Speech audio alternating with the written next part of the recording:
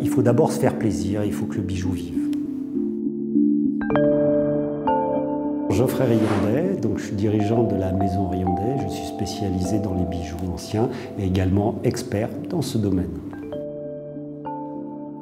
Faut que ça vive, faut que ça vive.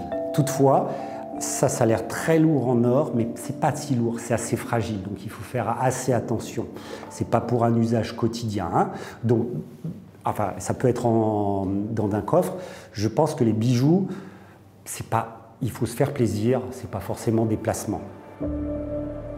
On va avoir sur le marché plutôt des bijoux à partir du 19e, début 20e.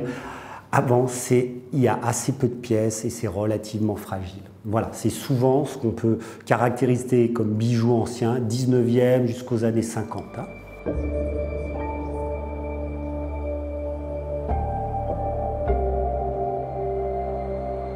J'ai une prédilection pour l'art déco. Donc on est dans les années 25-30, motifs géométriques. C'est assez facile de reconnaître ces périodes-là, puisque vous avez effectivement motifs géométriques, des triangles, des carrés, etc. Et ça donnait une nouvelle impulsion au bijou.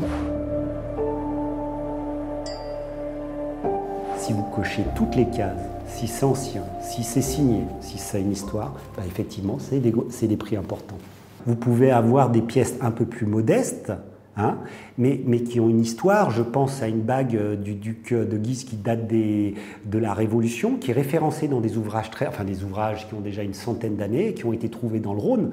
En termes de valeur, voilà, mais c'est l'histoire qui compte, c'est l'histoire. Et puis ça a été trouvé à Lyon, c'est un des plus anciens bijoux lyonnais à ma connaissance, voilà, c'est ce genre de choses. C'est l'étude des gemmes. Donc qu'est-ce que les gemmes, hein? Les gemmes, généralement c'est des minéraux, hein, comme le diamant et autres, mais aussi des matières organiques. Mais tout ça, c'est ce qui peut être utilisé en bijouterie. Pourquoi? Par leur couleur, par leurs caractéristiques internes, mais aussi leurs valeurs. Donc j'ai eu l'occasion de voir quand même un certain nombre de pièces importantes, même des joyaux de la couronne. On peut parler par exemple du Grand Saphir, qui est aujourd'hui au Muséum d'Histoire Naturelle. Donc c'est une des premières grandes expertises que j'ai pu effectuer. Ça peut être les musées, hein, on a dans ce cadre-là. On a les particuliers pour simplement connaître la valeur, mais aller plus loin pour les assurer. Bien souvent, il s'agit de bijoux d'héritage. Donc les personnes, la famille n'avait pas la facture d'origine, hein, qui date du 19e. Donc il faut absolument valoriser ça et j'encourage tout le monde à le faire parce qu'en cas de vol, comment prouver après qu'on avait telle ou telle pièce ? Si une pierre est dite naturelle, ce n'est pas le même prix qu'une pierre dite traitée. Et vous avez des écarts énormes, énormes. Donc c'est à nous de déterminer ça. Alors ce n'est pas toujours tout à fait simple, hein. Et quelquefois on doit faire appel à la gémologie scientifique dite de laboratoire. Ben, il faut prendre sa loupe, il faut passer un peu de temps. On peut avoir des inclusions extrêmement caractéristiques, hein, sur ces types de gemmes, hein.